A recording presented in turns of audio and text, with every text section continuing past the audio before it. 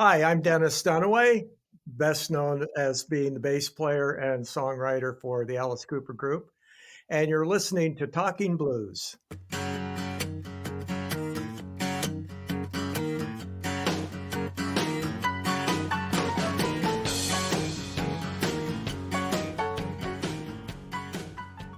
We're going to start at the very beginning of your musical career. I want you to tell me a little bit about the Earwigs, how that came about, and I guess the beginning of everything. I grew up in a musical family. Like my uncles and my would show up at my grandma's house, and they'd all play like a Saturday night homemade honky tonk kind of a thing, country swing, Bob Wills and stuff. And I had two cousins, the sisters, who sang great harmonies and stuff. And I would be the little kid, that would be struggling to stay awake because I was loving it so much, And, but then you fast forward and I'm in Phoenix, Arizona, 1963. And there's a double feature at a theater downtown.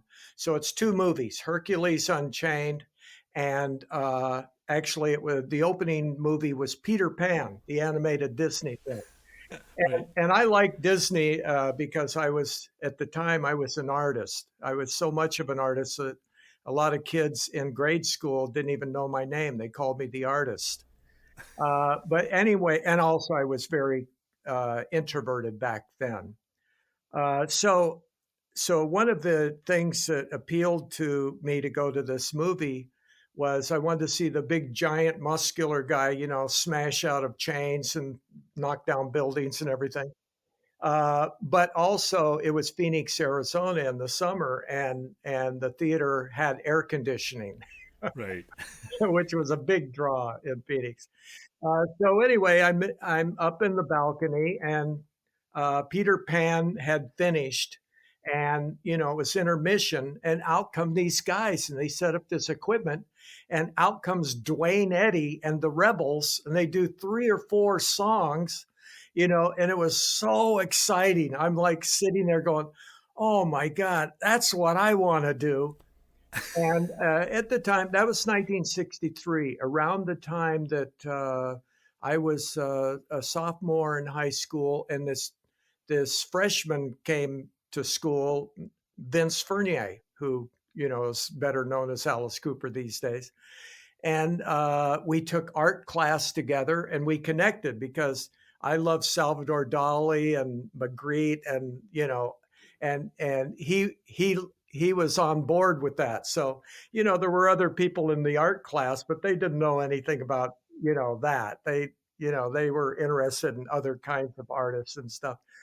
But I told him, I said, I want to start a band, but it didn't really happen until almost a year later when the Beatles hit. And they hit so big, they had the top 10 songs on local radio were all Beatles. That's how big it hit. And so we decided, okay, we were in the Letterman's Club because we were long distance runners. We ran cross country. We had a great team that was undefeated in our division. And Alice and I, just that year alone, an estimated 450 miles we ran. Wow. And we also ran long distance on the track team, the mile. And, the longer the race, the better chance we had of winning. But anyway, so we decided that we wanted to start a band, but it was going to be a spoof because the Letterman's Club was sponsoring a talent show. And since the Letterman's Club was sponsoring it, we couldn't be officially in it competing, but we talked them into letting us do a spoof of this new band, the Beatles, And of course, we love the Beatles, but most of the other athletes, were like, we had to convince them that we were making fun of these long-haired guys, right? So we called the band the Earwigs, and we were supposed to be from Cesspool, England. we went out and bought these beetle wigs in Woolworth's department store. So we wore wigs, so ear wigs, and it's also a little bug, that's kind of like a beetle. And we changed the lyrics to some songs to be sports oriented. Last night I ran 4 laps for my coach. You know, he said I didn't even try much. Oh, come on, come on. And it was a surprise to pretty much everybody because we kind of snuck backstage and then we got our wigs on and stuff, and only the people behind the curtain could see, hey, what's going on here? And then we came out and did this show for the school in this auditorium. And everybody, oh, that's funny. That's really funny. You guys should be on Ed Sullivan and stuff like that. But we were like, oh my God, we got to start a real band. This was great. And even though we had to recruit Glenn Buxton because we needed somebody that could actually play. Alice and I borrowed my dad's guitar and pretended I could play. And Alice borrowed his dad's ukulele. And, but Glenn Buxton could play. So he actually had an amp, and we talked another athlete into playing a snare drum, right? But okay, now we've got to start a real band. And we got a lot of mileage out of this. All of a sudden, the girls would smile at us when we walked down the hallway instead of, whatever. And also, Alice and I were in journalism. And so we kept finagling stories about the earwigs into the newspaper. Yeah, an interview about our days in cesspool. And then we managed to talk. This auditorium was called a capatorium because it was an auditorium with a stage and a curtain, but it was also where all of the kids would go to eat lunch at school, right? And so all of a sudden we became the band that everybody loved to hate, and everybody would be having lunch and the curtain would open and it would be the earwigs again. We'd be doing some more shtick. But then we decided, okay, we're gonna really make this a band, and we want to make a band that has artistic ideas, like the picture of the Salvador Dali picture where there's a cat flying through the air and a bucket of water frozen in the air. Yes. Okay, well, Alice and I said, we want to do a show that's like that, or like Hell's a Poppin', so we wanted to do a show that had so many crazy things that everybody would walk out with their own different interpretation of what they saw. And we did that. I went away to Oregon and worked on my grandpa's farm to get the money to buy my first bass. And during that time, Alice and I were writing letters. Oh, what Beatles song do we want to learn, and what this and that. And then when I got back, Glenn Buxton and I went down to Woolworth's department store and bought a beginner's bass, an airline bass, which was also known as Supro, I think. But anyway, so then I went over to Glenn's house and he showed me how to tune it and where the notes were. And he said, the most important thing is, before we even start, the most important thing is the feel. And that continued to be something that Glenn and I, Glenn always played from feel more than what notes to play, what scales, it was always something had to do with what's the feel of the song, what's going to best support that. So we learned really fast. And by 1964 Halloween, we did the school dance, the Halloween dance. And we played the whole show. We had that many songs in that short a period of time.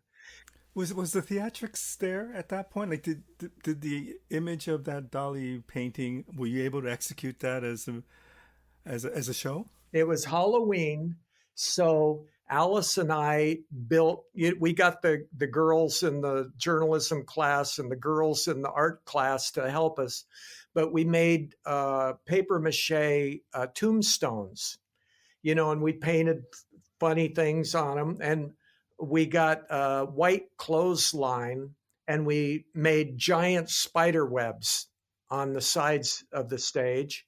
Then Alice and I got a refrigerator boxes, and we cut them up to look and shaped them to be like coffins. And then we painted them to look like wood. And then a friend of ours at school, his father was a carpenter, and we talked his father into building us a guillotine. It wasn't as big as the one we eventually used. It was probably about maybe 7 feet tall, but it was a guillotine, and we wore all black, and I mean we were so green we didn't even know what a set list was. So what we did is we had this friend of ours, Ray Sadowski, who he put on this ghoulish makeup. So he had, he looked like I don't know, a cross between a vampire and a ghoul, I guess. And he was inside of the coffin on stage. So we would play a song, and then we would all walk back to the drummer and talk about what song we wanted to do next. And Ray would come out of the coffin and do some funny shtick. And then when we were ready, he'd get back in the coffin, we'd do another song, right? So that was pretty much the story of the Earwigs. We became, we had all of a sudden the attention of girls, which, let's face it, starting a band, that's what it's all about. Were there any other acts that were doing theatrics back then? No, not in Phoenix. Even bands on television, eventually the Who, with Townsend smashing his guitar was theatrical and stuff, but that came a little bit later. As far as theatrics, there was one band called Phil and the Frantics, actually, and they had this shtick that was like the drummer did a lot of singing, so he had a boom mic, like this big, So they had a song that they finished their set with. It was all cover songs, but this was like kind of like a real fast, kind of a soulful tune, And the drummer would spin the boom mic, and it would go around like a propeller. And all of the guys in the band would duck, and it would go over their head, and they'd stand up, and then they'd duck again. And this thing kept going around. So that was about the only theatrical thing I can think of that anybody was doing. Other bands like there were a lot of musicians in Phoenix at the time, a lot of bands going.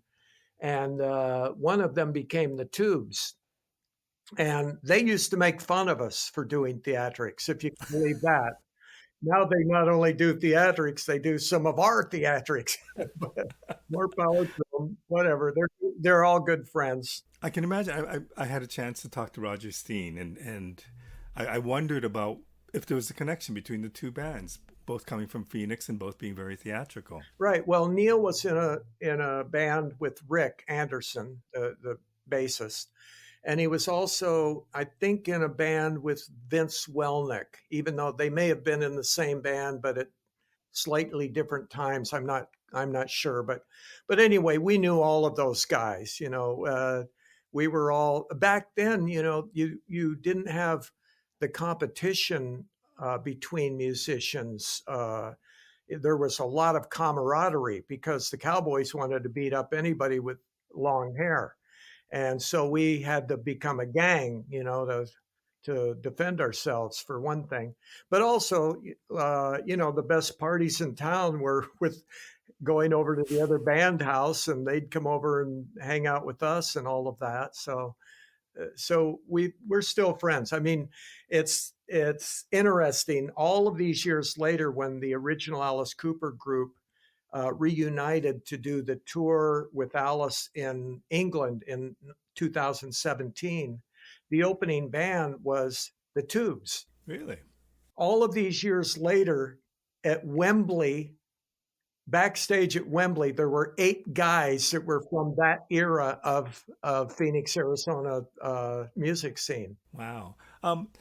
I got the impression that when you picked up the bass, it wasn't an instrument that you were really, I wouldn't say not connected to, but I think you wanted to be a guitar player and you were kind of voted to be the bass player. Is that correct? Well, sort of. Not connected is exactly the way to put it. I had a little record player that you couldn't hear the bass on it. It was all you heard was treble. And the reason I became the bass player is because I was the last to decide. As soon as we decided we're going to learn real instruments, Glenn Buxton already played guitar. He had a friend he wanted to bring in named John Tatum because John knew chords and John could get beer. And, and we were underage, right? And even though Alice and I didn't drink, we were athletes. Back then, athletes weren't the party guys. But then John Spear, who was the original drummer, he immediately he went out and found these drums for sale and bought them. So bass was the only thing left. We all knew Alice well enough to know that everywhere he went, and to this day, everywhere Alice goes, he leaves a trail of things behind him that and we figured he's not going to be able to keep track of an instrument, and so and also he could remember words, he could remember lyrics, so he automatically became the singer. So we would carry like a case of harmonicas and a tambourine and some maracas for him, and then the rest of us would be responsible for showing up with our instruments. And also Alice, even though at the time he was just this skinny little kid that nobody could take seriously, but he did have a charm to him. He was entertaining. He could make opening a can of tuna fish sound interesting. So, how did you become the bass player that you had become? Well, sitting down, going over to Glenn's house, and then we would use his parents' stereo, and we would put on mostly Rolling Stones. So it was all blues rooted, which is why I think I do fit in on your show. All blues rooted. Basically, the British invasion was introducing America to our own music, because blues and rhythm and blues, there was very few, it was very hard to find on the radio.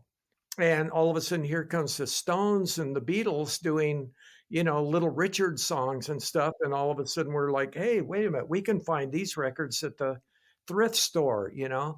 And so we would put on the record and we'd keep dropping the needle until we figured out what that bass run was and what that guitar riff was. And Glenn and I would just go through album after album. Every weekend, I would ride my bicycle over to his house and or figure out how to get my bass there or leave it at his house or whatever. And then I'd have to go in his bedroom and wake him up because he would never get up until he absolutely had to. And we didn't get together on school nights until a little bit later. But that was it. So Glenn and I would figure out songs. If Alice had a suggestion, we go, okay, we'll learn that one. And but mostly we would figure out songs, and then Alice would learn the lyrics. And because we became the house band at this popular club in Phoenix called the VIP, which Central Avenue was very much like the movie American Graffiti, where all of the hot rods and all of the surfers with surfboards in the middle of the desert, mind you. It was six hours to get it to the ocean to surf, but there were surfers there in the desert. And they would cruise up Central Avenue, turn around at I think it was an A&W place where you could pull in and they'd put your food on a tray on your window, right? Right. And then they'd cruise up, and the other turnaround spot at the other end was the VIP parking lot. So it was a happening place. It was supposed to legally hold, I think, 900 people, but we would pack 1,000 in there.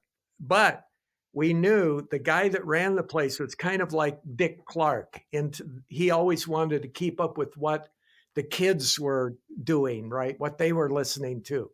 Therefore, he would have a house band that would last like 2 weeks. And then he would get a different house band, and it kept changing. So we decided, okay, we're going to use theatrics and we're going to learn so many new songs that 2 weeks from now, he's not going to recognize that we're the same band. And that was the beginning of it. We would do something new every weekend, which meant 4 sets a weekend.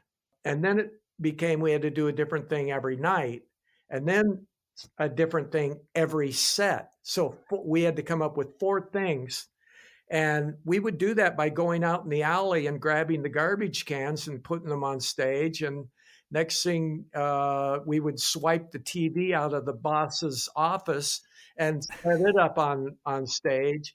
And one night we had a toilet because they were renovating the bathroom at this place. And it was actually belonged to the JCs. So the JCs would have all of their parties there and stuff. But then this guy, Jack Curtis, rented it for the VIP club every weekend. But we could rehearse there whenever we wanted. So, we were getting paid well. We had money in our pockets and we had new amps and everything. And we were going gung ho and packing that place and doing so many new things. The concept was we wanted somebody in the audience to go tell their friend, oh, you got to see these guys. They had a toilet on stage, and then when the guy comes down the next night, it's a different, we don't do that. We do something else. We even did one night, this bathroom they were renovating had one of those old iron bathtubs with the claw feet. So Alice got in the front of it like George Washington crossing the Delaware.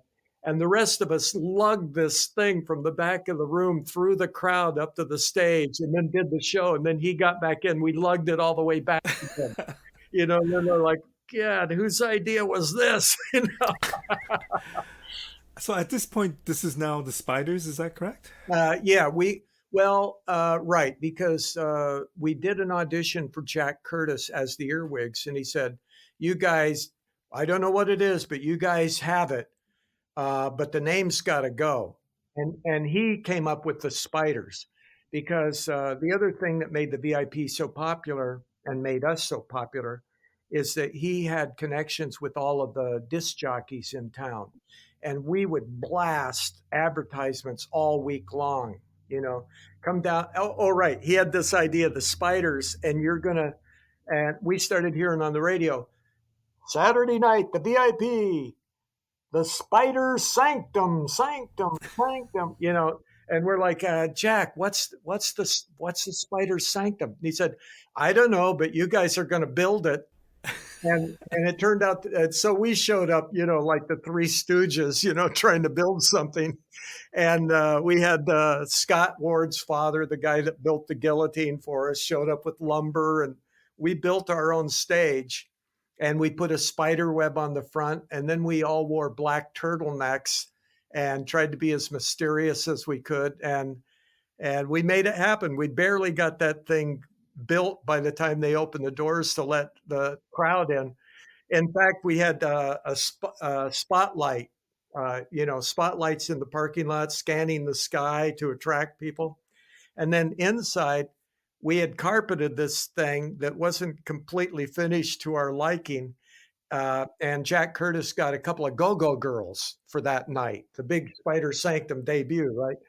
And so we had to tell the go-go girls, okay, make sure you stand there, because if you step over here, you might fall through.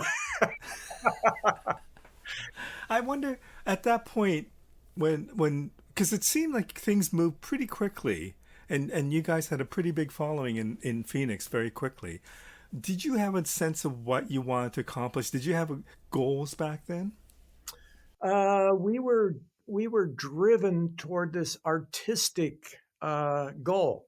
We wanted to bring an artistic message somehow. The one I told you about before, we wanted people to come to a show, and then everybody has a different opinion of what it is. And we said, we don't care if they leave hating us or loving us. We don't want anybody to walk out of here indifferent. And we said, all we want is to make people talk about us. So Alice, with his flair for exaggeration, he would start rumors. So he would start a rumor, and then it would, how you pass the rumor around the table and it changes by the time it gets back to you. It was like that. We would say things, even like we did a show at this park in Phoenix, Encanto Park, and it had a little band shell, like a miniature Hollywood Bowl kind of a thing. And Neil Smith's group played there, the Holy Grail. And we prided ourselves on being the most theatrical, and we had established that at that time. But now other bands were starting to pick up on that. So Neil had spray painted 4-letter words on his cymbals, and they did this set, and they were a really good band. They did everything from like "Help I'm a Rock" by Zappa to Paul Butterfield Blues Band, and they were great. And their singer was Mick Jaggerish, but Neil had evolved out of being in a surf band by then. All of a sudden, now this is some pretty cool stuff. But so they played, and Neil smashed his drums, and then the cops came up on stage and took him away because of the 4-letter word painted on his.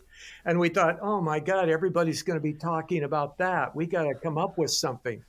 So we planned this out. So we did our show, and then on the encore, we had John Spear, the drummer, and Alice start screaming at each other, and then they got into this big knock down, drag out fight. And then we finished the set without them. They stormed off, and we were all looking at each other, and oh my God, the spiders broke up. Yeah. And then, and like many of our, scams, we all would just swear, okay, when anybody asks us about it, act like you don't know what they're talking about. Like people like, oh my God, did you guys break up? And we're like, what are you talking about? I don't know what you mean, and then everybody would come to the VIP to see if we had broken up or not. And we did a lot of stuff like that. It was all, and until it got to the point where people were disappointed if we didn't try to pull something. When did you start writing your original songs? Well, first of all, we eased into it because we were learning so many British Invasion songs for the VIP that we started doing medleys, a Rolling Stones medley. And we got really good at doing these segues. One song would play half of a song, and then it would go into another Stones song and a Kinks medley and all that. But then we decided, okay, well, we would like to at least give the impression that we're doing originals. So we started choosing bands that weren't songs, album cuts to learn rather than. So the Animals would have House of the Rising Sun, but we would learn other songs off the album that were great songs. And kind of people started assuming, as we wanted them to, that these were original songs. They hadn't heard them anywhere else, right? Michael encouraged us to start writing. So Alice and I wrote a song called Don't Blow Your Mind that actually made it to number 11 on AM radio in Tucson, Arizona. And we became a big act in the Southwest. But our friend, Dick Christian, who was our kind of guru, was saying, are you guys happy with this? Because I've been to LA. You guys got to go to LA. Are you happy with being big fish in a little pond, or do you want to really shoot for the big time? We're like, well, I don't know. I guess we'll shoot for big time, And we all jumped in a van that needed shocks, and we drove to LA. And we didn't even say how much money do we have before we left. We just all jumped in the van and drove to LA, and we didn't have enough money for a hotel room, so we slept in Griffith Park, where the James Dean scene happened. We slept on benches in the park, and in the morning we started walking down to Sunset Boulevard. And we ran across this guy early in the morning who had they called him a roach coach, but it was sandwiches fresh daily in this truck, right? Therefore, he was at the dumpster in the park throwing out the previous day's leftover sandwiches so he could fill it up with fresh ones. And we showed up, and of course, we shoved skinny Vince to the front so the guy could see how hungry we were. And the guy looked at us and he kept tossing sandwiches in, and then finally said, go ahead, take them. And we moved in like a bunch of locusts, you know. And then we ended up that night walking down Sunset Boulevard, and we were all dressed as crazy as we could. And man, things were happening. Buffalo Springfield over here, the Doors over there, Love over here. The Sunset Strip was so packed with the babes and the hippies and everybody that cars couldn't move. Cars would avoid that street. And the Whiskey A Go Go and all this stuff, we couldn't afford to get into any of the places, but we right then were sold. Okay, we got to come to LA and we got to up our game. So the artistic thing at that point really kicked into high gear. We decided we're not so much interested in getting hit singles like Don't Blow Your Mind. Our drummer wanted to continue doing that because he liked food. and we're like, oh, are you kidding? We're going to do something that's never been done before. We're going to do this artistic statement that nobody will be able to ignore, you know. And we came up with all this crazy music, and and we were kind of the brunt of a lot of jokes in LA because of the way we dressed when we were walking down the street in daylight, you know. We looked like a bunch of, hookers or something. and we also had the long hair going.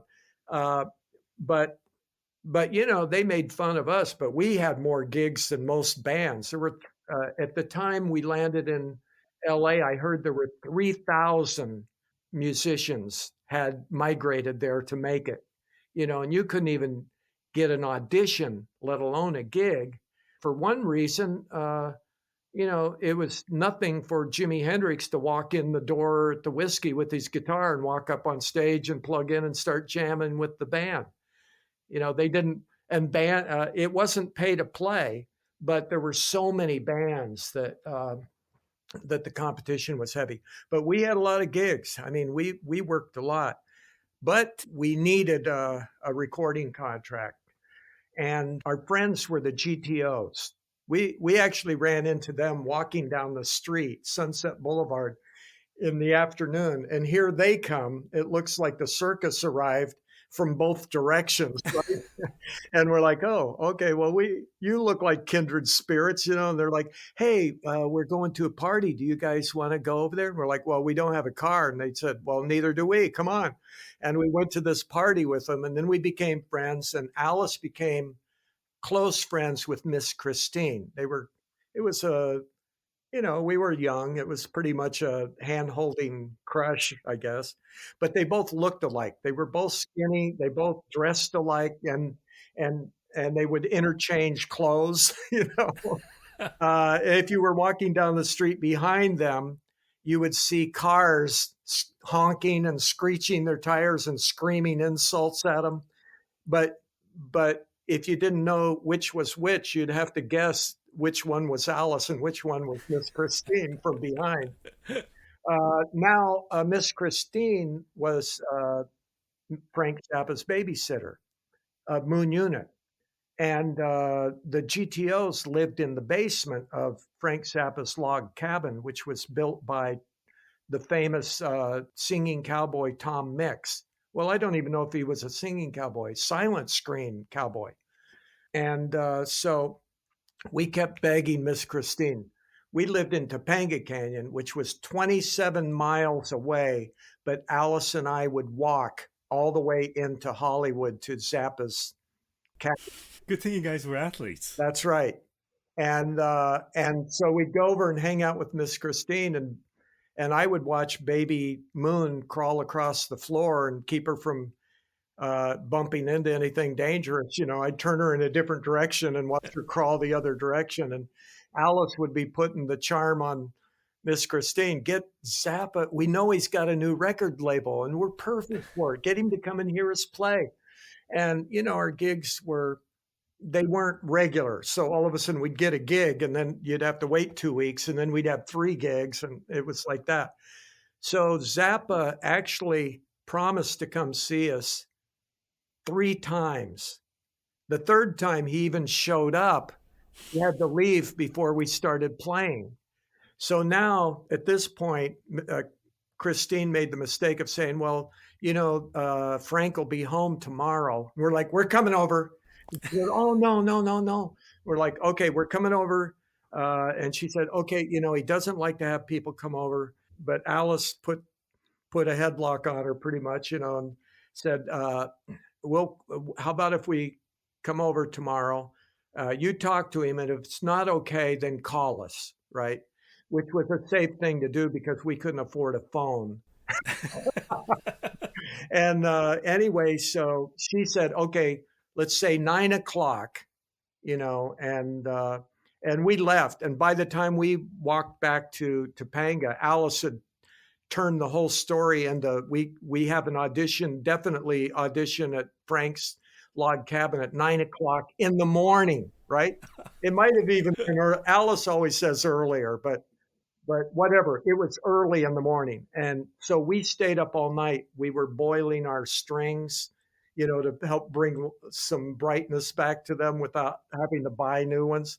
And we were even writing down what we were going to say to Frank and everything. And we showed up at early in the morning, knocking on the door. And finally, Miss Christine opened the door and went into shock because we were already carrying amplifiers and stuff.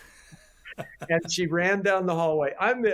It's frustrating because I'm the only one that remembers it this way. The other guys remembers that we went down to the basement to audition, but that's not what happened because the basement was full of the Mothers of Invention's equipment.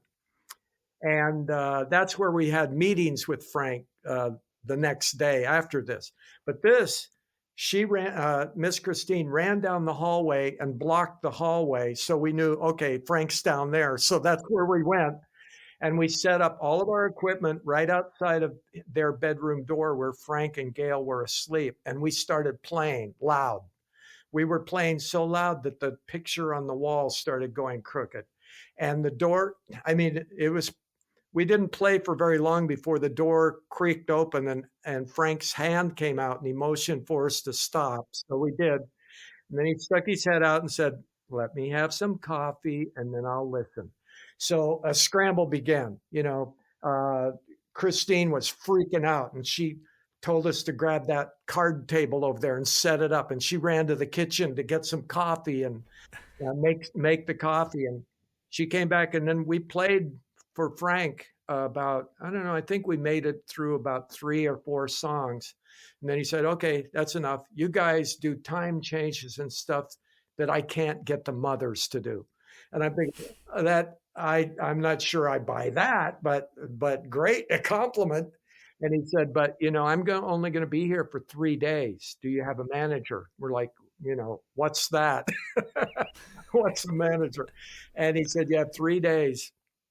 And I'm the only one that remembers it this way too, because everybody else remembers that he was pushing his manager on us. But I remember it that he was saying, you got to find a manager. If you can't, then maybe you can use my manager, but I'd rather have him focus on my career. But anyway, so within that 3 days, Neil Smith's sister, who is now my wife, she found Joe Greenberg and Shep Gordon because they came into this boutique where she worked. And she said, you guys look like managers. And they're like, it was Cindy and her friend Linda, who were young blondes, and later on, Joe Greenberg said they could have said, are you roofers? And we would have said, yeah. Anyway, so they ended up coming up. They were interested because they heard Frank Zappa was going to sign us. And they weren't managers. They had nothing. They knew nothing about management. In fact, then we did this audition at the Cheetah Ballroom, which was the old Aragon made famous by Lawrence Welk's radio shows being broadcast from there, which made Lawrence Welk famous and it made the Aragon famous. But now it had seen better days, and they brought in these giant sheets of stainless steel and this outrageous lighting system, and bands like the Doors and all kinds of bands would come through there, and we would be the opening act. So now there was a big festival for Lenny Bruce, and there was a stage out on the beach where Iron Butterfly were playing and different bands. And but when we walked on stage, the GTOs were up front screaming for us, the good friends that they were. And Frank Zappa was in the back of the room, and Joe and Shep were in the back of the room. And when we came on stage with our look and our crazy music, all the people that had just watched Neil Young or whatever, it was like oil and water in LA at the time. The hippies and the freaks. And the hippies didn't like the freaks, and you didn't want to accidentally call somebody a freak if they were a hippie, and vice versa. Zappa was kind of like the leader of the freaks, right? And we didn't think we were either, but we were definitely closer to freaks than hippies. But the room was full of hippies that shouted insults at us and lined up at both of the exits. They couldn't get out of the room fast enough. And in fact, the room was emptying so fast that I looked behind us thinking there might be a fire. Yeah. And anyway, so we played thinking, oh my God, we blew this, and Zappa left before our set was over.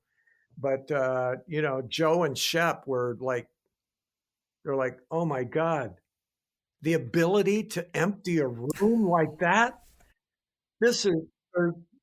We've got to harness this power, It's like we've got Frankenstein's monster. We just have, and Was that a concern to you though? That your audience just disappeared? we were kind of used to it at that point. To be honest, our androgynous look was something that even the freaks question. When Zappa showed interest in us, all of a sudden, all the freaks had to reconsider their opinion of us because it's got his stamp of validity. And maybe I should give these guys a chance and stop making fun of them, And anyway, we got a record deal, and Joe and Shep were so green that when Herbie Cohen mentioned the advance, I think it was like $3,000 or something like that, Joe and Shep thought that we were supposed to pay them that amount to get a record deal.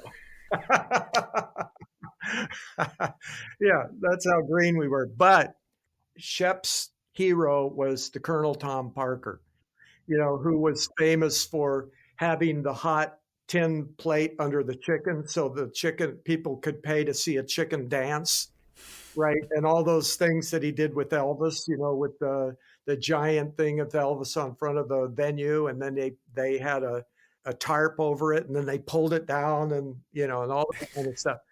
So they were definitely on board for the Barnum Bailey, let's go get them. And we did all kinds of things with them. We got the deal. We went in the studio with Frank. Frank was sick the first day. And this is another thing that Cindy and I both Cindy and I both were there for everything. So we both have been able to keep our memories in check over the years. Right. Frank Zappa was feeling sick the first night. From midnight to sunup, we had 2 nights to do Pretties for You. And he was sick. He kept going to the bathroom, and he looked pale, and he kept complaining that he didn't feel well. And the second night, he didn't show up. And Herbie Cohen, we said, okay, we got to bring in another producer. And Herbie Cohen, who already decided that Frank was spending money on something that he couldn't afford by bringing us onto his label, he said he'll produce it. So Herbie Cohen came to the studio and immediately fell asleep on the couch. And here we were knowing nothing about recording. Ian Underwood from the Mothers, he turned into our producer. He did damage control, and he assured us that Frank would. He said Frank is a workaholic. There's no way he wouldn't be here unless he's really sick. And the other guys looked at it like, hey, he Frank bailed on us, you know. But the second night was damage control, and it was us doing our best to try to come up with an album at the end by the time we got kicked out the second morning.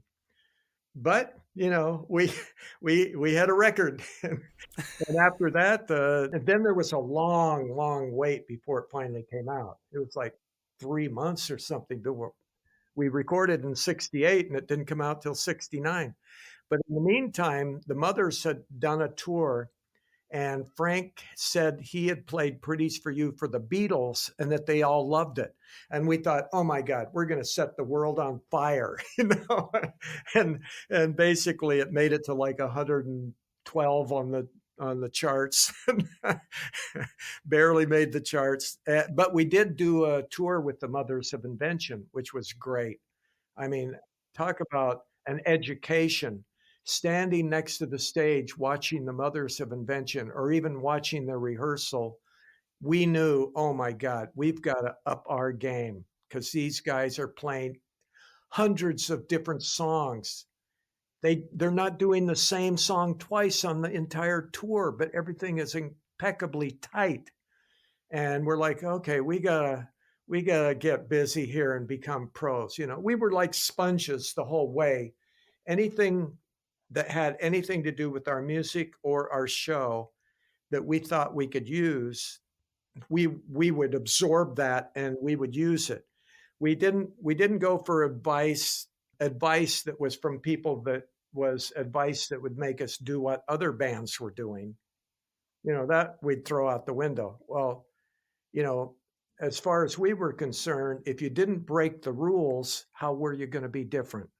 Would this have been your first national tour or major tour? Uh, yeah, pretty much. I mean, our first tour was with the Byrds in Phoenix. We played Phoenix, Tucson, and Phoenix, and then we did a lot of, you know, jump in the station wagon and go to places along Route 66 and, you know, down to almost down to Mexico and all of that. But this was our real tour where a string of things were booked that took us all the way to Toronto and things like that. So yeah, we definitely, we had wheels then. We had a van and we had a station wagon, and we could pack everything into it and go. So Okay, so not many years after, you guys have a hit record and things blow up in a good way for you. Was that part of the goal? Did you dream that, or was that ever in the cards? it was in our mind. That's what it was. Just at that point, we just figured, oh, finally, the rest of the world figured out that we're big stars. You know, But we believed in ourselves. We all along we believed in ourselves. We thought Pretties for You was it, and we thought Easy Action was it. You know, and luckily they both made it onto the charts barely, but we not many bands got a second chance, and not many bands got a third chance.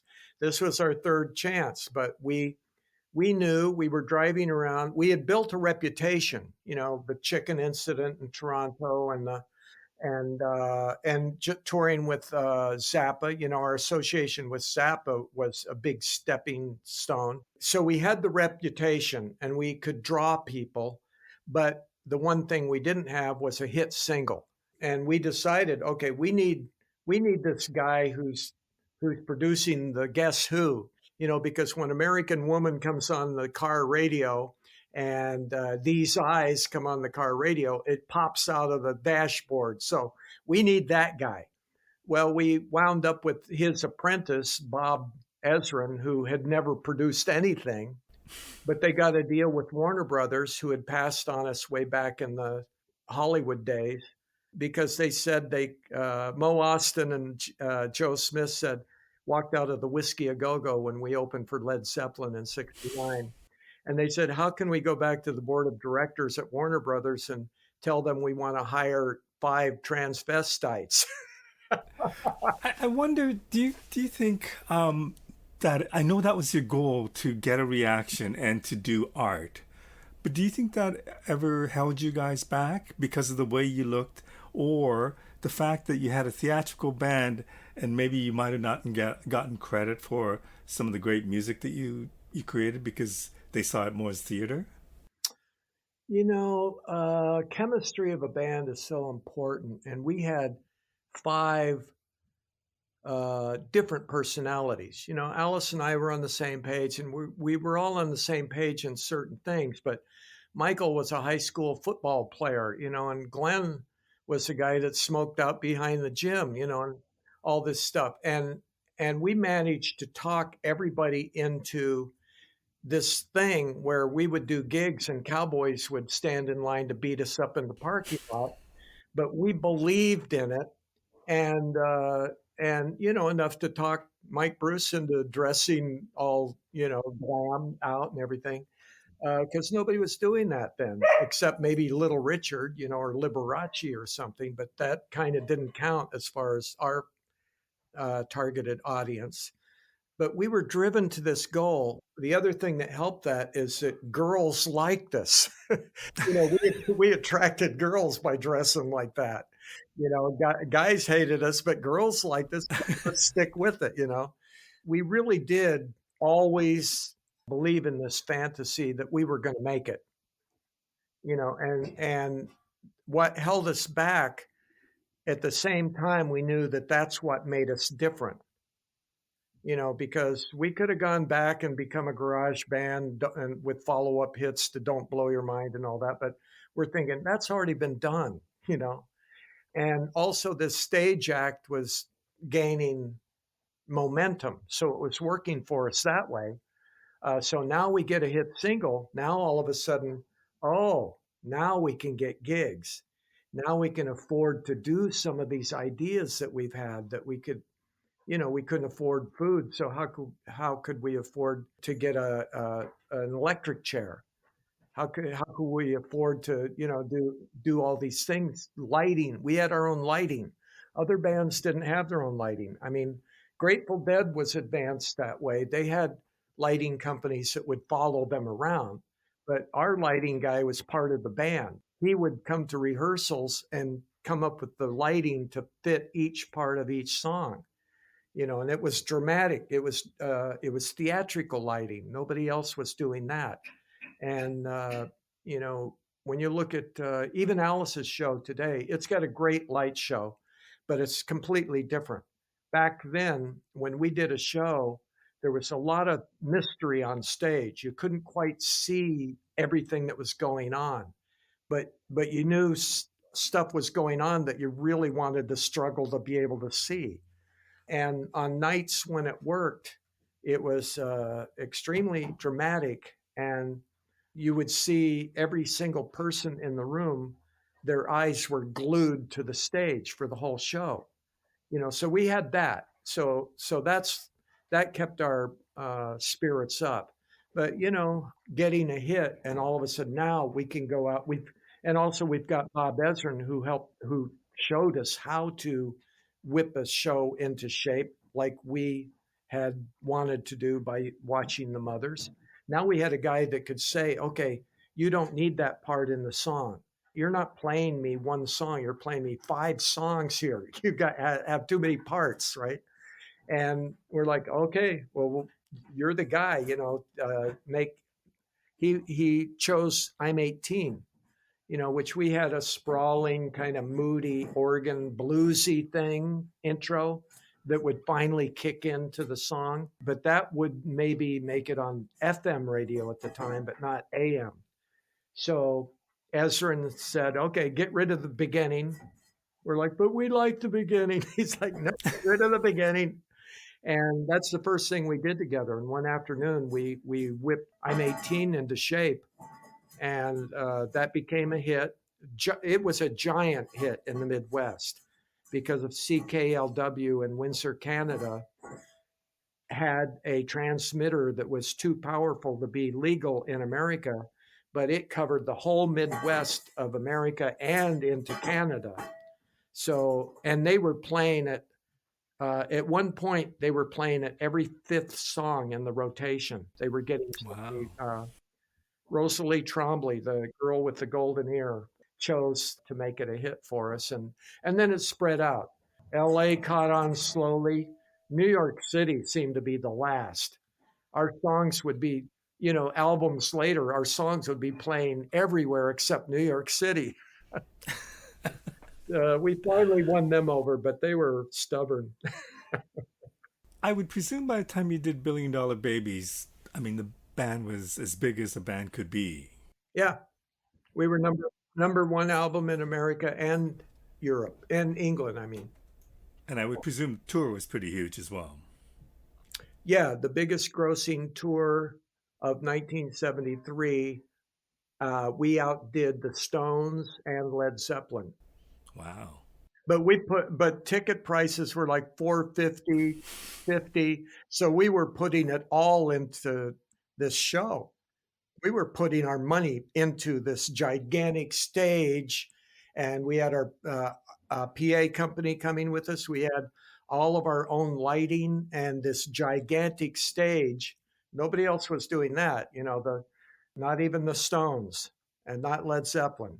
They they caught on quickly. Other bands caught on quickly when they saw how successful we were, but at that point, it was a future investment because ticket prices weren't expensive enough to be able to afford to do that and still make a profit. Which is, as a young fan going to those shows, it was like, oh wow, they're playing in front of 16,000 people, 20,000 people. They must be millionaires. But obviously, that's not the case. Well, especially since we called ourselves the $1 billion babies. Millionaires, that's not enough. We're $1 billion babies. All right, so the next album is The Muscle of Love, which I was listening to this morning. And I think when it came out, I don't know if it was well received, but in some ways, I find that album matured quite well over the years. Well, thank you. I mean, uh, it had a major problem with the box that we designed. Right. And we paid, I think, 2 points, they call it. So, in other words, we would give up a certain amount of money to have that stain put on the box. Right. So, the cardboard box had a stain that we paid money to put that stain on there. And then record stores shipped them all back as being defective. And that was the major thing that hurt that album. Also, I think when record stores saw that one album, because it was a box, they could fit 4 albums in that amount of space in their record bin. So that was the big strike against it. The other issue was following $1 billion babies. That would be tough regardless. And we had Glenn Buxton at the time was not playing consistently enough for us to rely on him coming into the studio and having not waste a day. That's pretty much what it boiled down to. And because Glenn Buxton wasn't on it, it changed the feel of the album, which I thought was also true on $1 billion babies, but we were able to compensate enough on that one. But I was very happy with certain things about the recording of Muscle of Love because all of a sudden it felt more like the band was back, where Killer and Schools Out had kind of like the producer was kind of bringing out the best in what the band wanted to do, where on $1 billion babies it started to turn a little bit more like, okay, you guys are going to do this and you guys are going to do that. And then so when we got to Muscle of Love, all of a sudden we felt more like the band was in control again. So we like that, and I'm very proud of certain songs on it. In particular, "Man with the Golden Gun." I thought we did a great job of swiping John Barry's style for the James Bond theme. If that would have been chosen over Lulu's to be the soundtrack for Man with the Golden Gun, that whole album would have had a whole different reception. Teenage Lament 74, which Neil Smith wrote, the background singing alone made it spectacular. I mean, we had Liza Minnelli, Pointer Sisters, LaBelle, a couple of LaBelle, and Ronnie Spector. Hmm. That was our background singers. And not only that, Liza did, she's the one that's singing that part on Man with the Golden Gun, that amazing vocal part. And then Hard Hearted Alice, which Michael wrote, I thought summed up the mood of the band perfectly at that time. It's got this forlorn feeling, and that was kind of what the feeling of the band was, with the not being as tight of a unit that included Glenn in the studio, even though we were still all really good friends, and Glenn was happily doing live shows with us and everything, and taking part in the writing of those songs.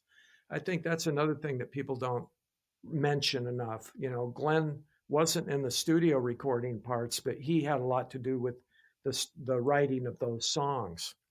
In your book, when you talk about Glenn, it was such respect and love that I just found it so touching reading it. And obviously, you go way back, and you started together, and he taught you how to play the bass in some ways.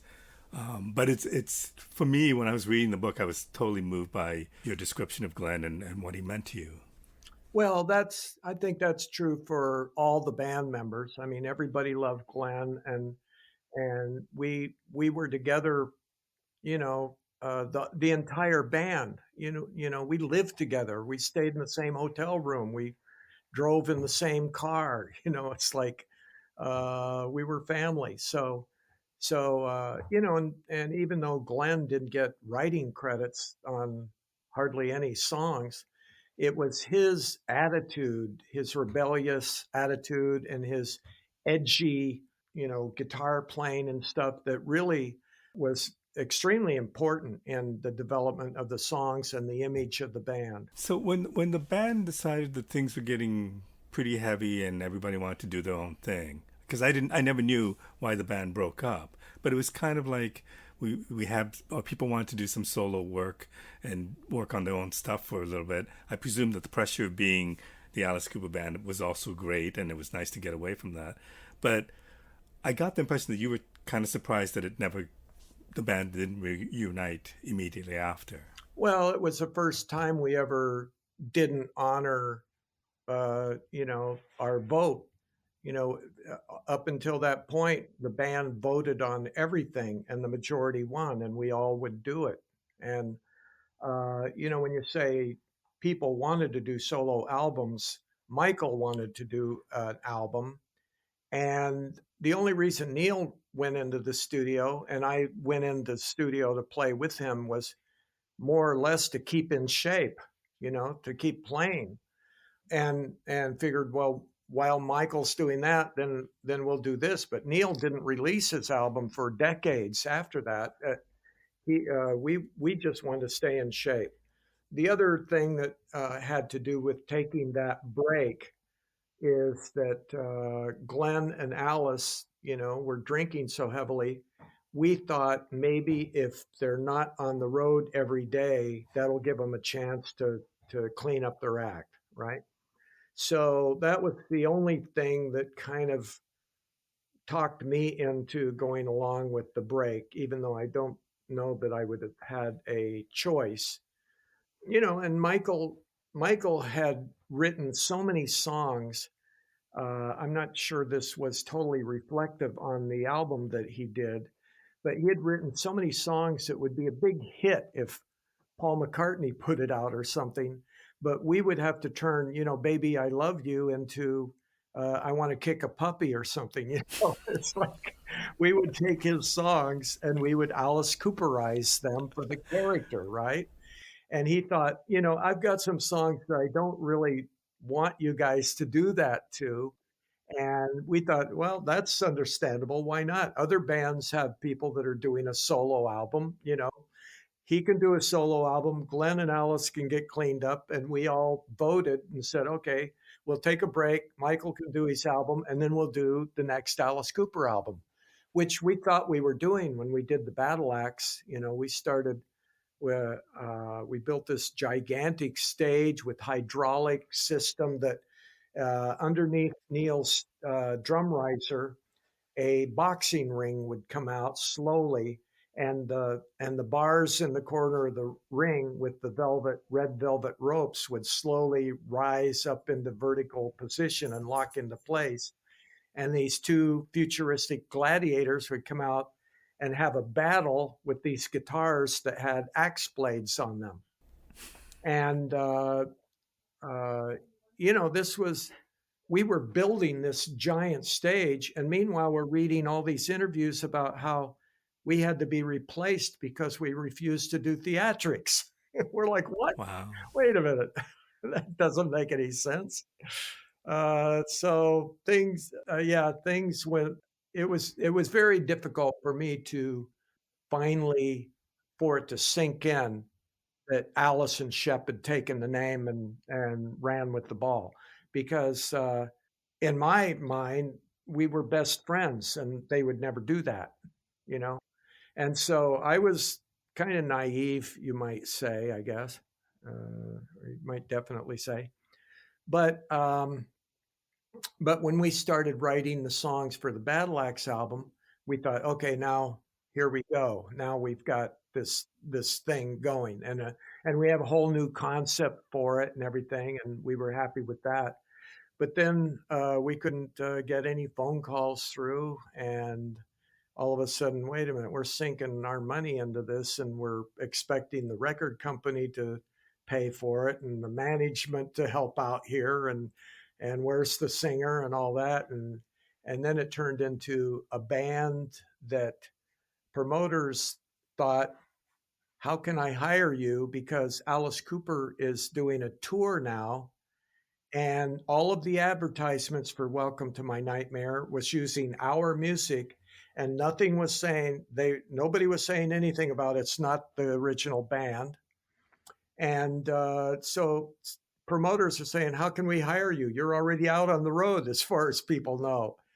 And okay, well, now Michael decided, okay, or we kind of decided that Michael would be the lead singer. But now, how are we going to do a show? How are we going to headline if we don't have the Alice Cooper name? And no band in the world would have us open for them with this gigantic stage and everything. So, and also we can't, it'll cost us a fortune to store that stage somewhere if we want to go out, get back down in the trenches and go out without the stage. So we got into an era of devastating emotion about our friends, kind of turning their back on us, and also financial. It was major financial loss. I can imagine. I know that you're still, I mean, I get the impression that your relationship with Alice is pretty good now. At some point, Yeah, it is. It's just like with what I said about with Glenn. We've always been good friends, all of it, everybody. so was it, I mean, I presume there were very difficult times, but was it easy to get back to that friendship? No, it took. There was. I think the barrier was that the spin that was coming out about why we had to be replaced wasn't matching up with what we were saying, and interviewers weren't interested in what we were saying. So we kept reading about how we had become too difficult to work with, and we refused to do theatrics, and we all wanted to do solo albums. Well, why do you say we all wanted to? Michael wanted to do a solo album, and it wasn't the end of the world. And even, we never said, let's not do theatrics. But even if we had done a tour without theatrics, I think we would have proven to the world that our music could stand on its own. and we would have come back with, and the money we would have saved on doing a tour like that, we could have put into the most spectacular thing tour after that. And now we wouldn't have people saying that theatrics are a crutch that you guys can't play. When you hear your songs on the radio, what do you think of? Because I mean, I hear like Desperado come on or Billion Dollar Babies, and it takes me to a certain place. But where does it take you? Well, I'm happy that people still care about those songs, but whenever I hear one of my songs, I go into work mode. All of a sudden, I'm thinking about the bass part and this and that. No, I might have done that a little different or whatever. I'm proud of the songs, but it's hard for me to listen. Actually, as a musician, it's hard for me to listen to most any music and just enjoy it as music without analyzing the bass part or, hey, wait a minute, why did he go to the major chord there? I would have gone to a minor, and all that. But of course, I'm proud. It's all of the fans. We get out and do like these monster conventions once in a while and stuff. And basically, there's a line of people that all want to come up and tell me about how much our music meant to them. And it's interesting too because everybody has a story about a concert in the 70s. And it always starts out with what kind of car they had, what road they drove on to get to the concert, and everything's all very detailed until it gets to the concert, and then everything gets very vague. But you were a dangerous band back then. I mean, I just remember the Billion Dollar Babies tour, and I think there was a riot right before the Toronto date or something. I mean, there was something very ominous about that tour that was part of your image, I think. Well, I mean, come on, go all the way back to Phoenix, Arizona. We'd do a gig in Mesa, Arizona, and we'd almost have to fight our way out of the place. And our car, the window would be broken on the car, and the pickup with the rifles in the rack would be chasing us out of town. And I mean, danger was the something that we were used to. Bomb threats. We had bomb threats a lot at our concerts. Uh, Glenn once got hit in the kneecap with a hammer and had to be hauled away in an ambulance. Neil once, when we decided, or the promoter decided to have the audience behind us. Neil got a dart in the back, stuck in his back. Somebody threw a Wow. dart, and lots of stuff happened. Dodging full cans of beer was common for us. And when we would do our big feather storm, it was very dangerous because you were trying to play and you're trying to be able to see through all these feathers while all kinds of objects were flying at you. And the scene in the Blues Brothers where they're at the place with the chicken wire in front of the stage? Yeah. I'm telling you, we did gigs like that. So, when we got to the big time and it kept going, it's like, the one show that we can't stop playing, third song in, was in Toledo because not only were they throwing the full cans of beer, that venue sold cans, beer in cans. If you throw a can of beer and it hits the stage, it explodes and suds go all over, and it's fun, right? Not fun for the band. We were good at dodging things. That's the thing that makes me sometimes. People compare our live recordings, bootleg recordings, to other bands. Well, they weren't having somebody poke them with a sword on stage and people throwing all this crap at them. We were good at keeping it together while kind of you know keeping alive, trying to stay alive. But we threw things at the audience too. We just threw things that didn't hurt. And then a few years later, you get back with the band. I don't know if it was triggered by the Rock and Roll Hall of Fame induction or if it was before that. It was basically around that time. Well, I may be patting myself on the back a little too heartily, but I think my book was a catalyst for a lot of things happening because I took the high road in it. I didn't go out both barrels and blast everybody. And I told, and that's because I started the book that way when I first started writing it. What made you write it? How did you get? What motivated you to write that book? Two things. I was in the hospital. I had Crohn's disease for decades. And finally, it got so bad that I ended up in the hospital in pretty serious condition. I had to be there for a month so that via IV only, no food in my mouth, just IV, they could build up my strength enough to survive the needed surgery. And snail mail started coming in from all over the world, and I thought, oh my God, people do still remember who I am, and care. So I decided, how can I kick the bucket if I start writing a book? I'll have to finish the book, right? And It's an excellent book, by the way. oh, thank you so much. Thank you. It was a mission of love. But also because my daughters got so tired of hearing me. They grew up hearing me every time there'd be somebody would write an article about Alice, and I would be sitting there talking about, well, that's not how it happened, or I'd take them to a concert. I took them to see Muse, and I'm like, oh, the guy's got mirrors on his guitar, and they got weather balloons. We did that way back in the.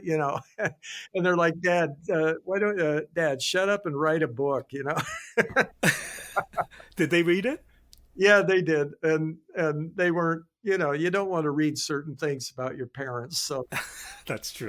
there were things here and there, but and since then they went to Nashville and saw the original group do an encore together with Alice, and then they also attended some of the monster conventions. I mentioned Chiller Theater in Parsippany, which is an amazing event with all kinds of celebrities and mostly monster Halloween oriented. And then they saw the outpouring from fans, and then they realized, hey, I guess Dad actually did something after all. Tell me about the Rock and Roll Hall of Fame induction and what it meant to you. Well, obviously, it's a humbling thing, and there's a lot of musicians that tend to criticize the Rock Hall for who's not in, and hey, they should be in. Why aren't they in? Why are they in and they're not in, and all that. I've never looked at it that way. I looked at it like, if they inducted everybody that deserves to be in this year, what are they going to do next year? Wait for, Justin Bieber to ripen or what? uh, no offense to Justin Bieber. He's great. But so all of a sudden, the phone starts ringing off the hook. Emails flooded, way too many to even look at. Every person that I had ever met, and a lot of people I had never met, wanted to say congratulations for the nomination, right? And all of a sudden, you couldn't get anything else done. You couldn't do anything. All these things came to a screeching halt, and everything was about congratulations. And what a warm feeling that is, let's face it. And then, a lot of bands had been nominated. Chic, I think, was nominated like 8 times or something before they finally got in. I'm not even sure if they ever did finally get in. I think they did. But anyway, so now we're in Phoenix, Arizona, because Alice invited the band to play at his Christmas pudding fundraiser for the Solid Rock Foundation, which Alice and his wife are a big part of, and raise money for kids. If a kid wants to learn how to play guitar, if a kid wants to learn how to dance, produce albums, all kind art, and they can go to this place and have this wonderful experience. So every year Alice has this in December. And so it was 2010, Michael, Neil, myself, Alice, and we had Steve Hunter sitting in on guitar. And we were rehearsing in this warehouse. And Alice's right-hand man, Kyler Clark, comes in and says, stop playing, stop playing. We're like, what? What is it? He said, "You're in." What? We're in? So the rest of that day was millions of interviews from all over. I would go into one room and take a phone call while Neil would be in the other room, and then we'd switch and all these phones were going and everything. And then that night uh, at the actual performance, Bob Ezrin was there, Shep Gordon was there, and we were behind the curtain tuning up and all ready to play our show. And Bob Ezrin introduced us. And at that point, he announced to 6,000 plus people that we had been inducted. And oh my God, it was the warmest reception. When that curtain opened, it was just, I mean, I'm getting chills up my spine just thinking about it now. Okay, so now we're at the Waldorf Astoria, the grand ballroom. All I can think about on stages like that is, oh my God, Gene Krupa played here on this stage. Ben Right. Goodman, everybody you can think of that's great played on this stage. And who's in the audience?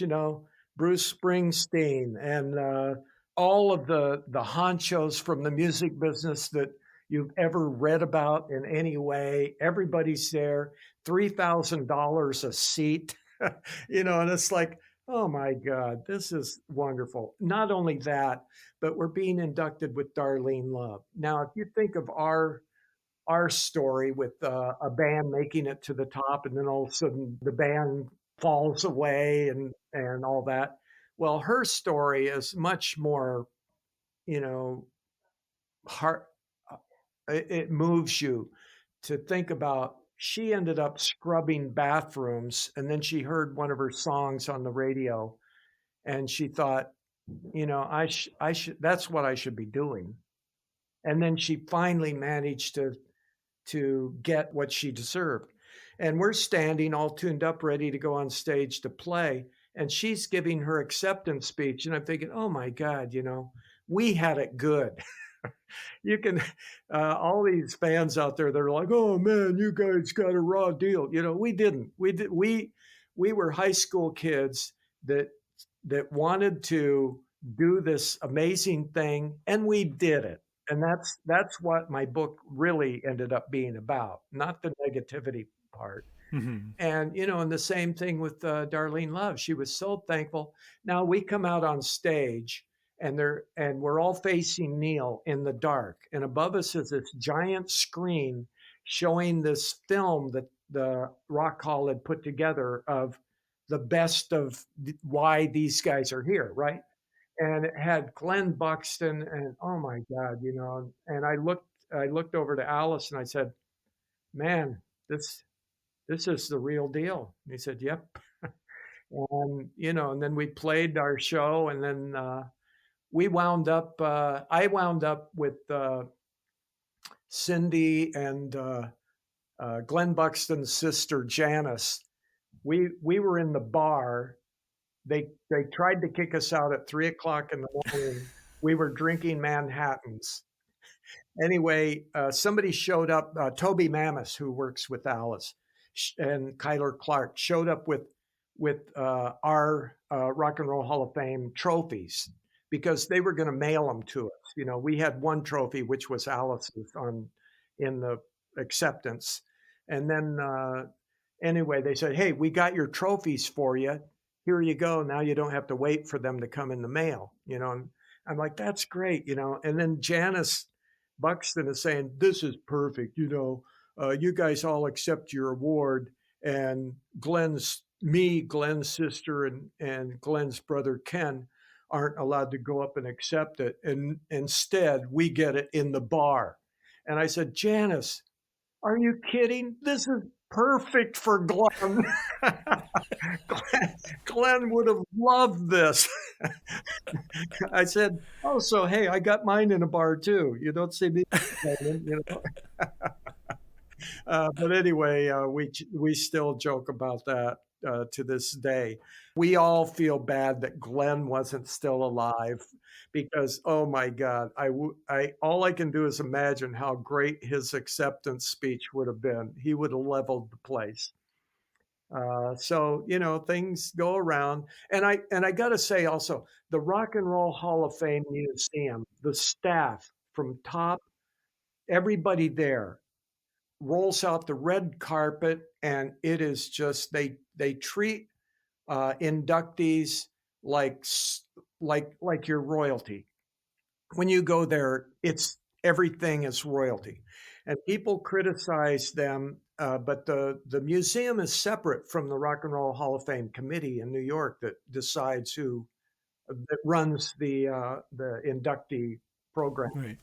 Uh, so we've been to the Rock Hall. They take us down into the vaults. They dig out all of these things. Here, Jimi Hendrix wore this, and Little Richard wore this, and blah, and it's like, what else would you like to see?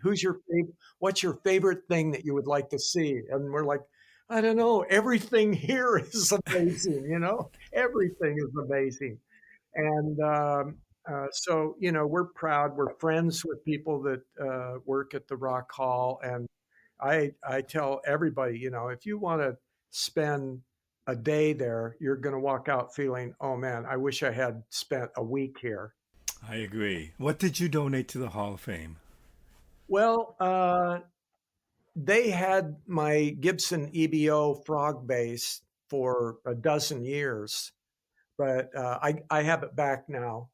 And we loaned them a bunch of Cindy's costumes that she had made, stage costumes, like Glenn Buxton's black and silver jumpsuit with the Jolly Roger on the chest, and various things.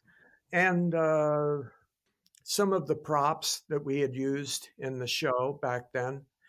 So those were all on loan for quite a few years, actually, way before we were inducted, in fact. And then I donated some posters and things because they have a library where people can go that want to do research about bands, and then they can look at these posters, and they could go through these portfolios and see all of these things written about us and everything. So I donated a lot of that stuff for educational purposes. I guess you could go just for the fun of it too. And right now they have the electric chair, the original one that I built in the garage at the Pontiac farmhouse. It's in a room that has pinball machines because there's a new pinball machine that's an Alice Cooper one. And then they have all these other pinball machines that are rock and roll themed. And so the electric chair is there. It was loaned to another museum up in Hamilton, Ontario, near Toronto. But now it's back at the Rock Hall in Cleveland. My last question, tell me about Blue Coupe. Blue Coupe are, in 1972, Alice Cooper had become headliners, and Dr. John started opening for us, and then he decided that he was going to use a snake. And we're like, wait a minute, we use a snake. You can't use a snake. We didn't say that. Management said that. And he said, well, I used a snake a long time before you did. Well, you weren't using one at the beginning of the tour, so don't keep using it. And he kept using it. So we decided we need to get a new opening band. And we were at this outdoor festival in North Carolina, 72, beautiful day. And this band came on that had this giant backdrop with this cymbal, and they started playing. And I said, Alice and Neil and I were walking around out in the crowd, and we said, let's get those guys. Those guys are great. So then we did a bunch of shows together and partied together and became friends over the years, and would see each other at parties in Connecticut. And, if Joe Bouchard had a song, hey, I got a song, I need a bass part, get over here, and that kind of thing. Or just at parties, we'd get out the acoustic guitars and jam for the fun of it, Buck Dharma. And then Albert, we would run into in New York City once in a while. And it got to a point where when CBGB was going under, they, not the final weekend, but a weekend or two before that, a bunch of musicians were jumping up on stage and jamming. At one point, it was Albert Bouchard on drums, Joe Bouchard on guitar, Rick Tedesco from my band, Dennis Dunaway Project, on guitar, and me. And we did some songs. And this guy in the audience said, I want to hire you guys. You're great. I have this place in the Poconos and they'll love you. And we're like, well, we're not really a band. He said, yeah, I want Joe, Albert, and Dennis to come and play this gig. And we're like, well, we're not really a band. And he's like, he kept upping the offer until we said, oh, we can't refuse this. Let's go. And oh man, I tell you, we got there and we were winging it. I mean, I told Joe, I said, okay, just make sure I can see your chord hand because we're going to be playing songs that I never played before. We even played some songs that I never even heard before. And you know, and the crowd was loving it. You know, upstairs and down there was a balcony, and they were loving it. Everything we did, you know, it's like I joked that somebody could fart and they would applaud. But anyway, yeah, we did like I think 2 sets, and it got down to Joe and Albert doing some acoustic Blue Oyster Cult songs, and then we went in the back room and started packing up, and the owner said, you can't pack up. They'll tear this place apart. You got to do another set. And he kept offering us more money. And we're going, okay, we'll do it. And after that, we said, we had so much fun. Let's start a band. So now we've been together for, let's see, I lose track with this pandemic thing. But it's been like, we've been together for like at least 12 years. We have 3 albums out. We've done a lot of gigs, a lot of big gigs. We did big festivals. We did a lot of opera houses in Europe and upstate New York. And, it's just, we've got the best of 3 worlds, really. We can do Alice Cooper tunes, we can do Blue Oyster Cult tunes, and we can do our originals. So when we go to write a set, if it's a 2-hour set, we're banging our heads against the wall about what to leave out, we're down in the trenches. And so, yeah, check out Blue Coop. And I like what you're doing. I like your show. I like the variety of music that you bring in, and it's a good thing.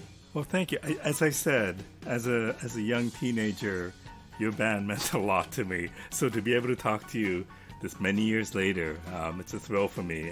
And your music, I still listen to a lot. So thank you so much for doing this. Okay, great. Yes, thanks for inviting me. And we'll be in touch. I really appreciate it.